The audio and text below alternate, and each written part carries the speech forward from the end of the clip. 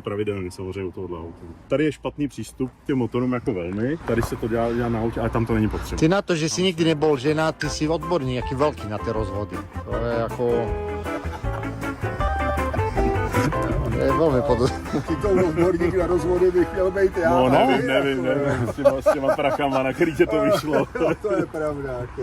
Ale dobře, to jsme zase jiný příběh. Ale Richard je expert na skvělý předmanželský smlouvy, to mi několikrát už poradil dopředu. Tak neboj se, od teraz som už aj ja po rozvode. Rovnou nadiktuju i pro diváky. To si. Notáře ověřené, s hovnem si přišla a s hovnem odcházíš. Tak, amen.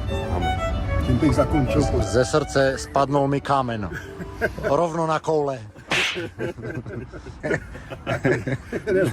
Poradna jede dál, jo? Takže tady vidíš, že auto je samozřejmě mnohem kvalitněji postavený. Tam to stavěli, teď abych se nikoho nedotknul. Tak ja som teraz pred chvíľou klepal tam na tie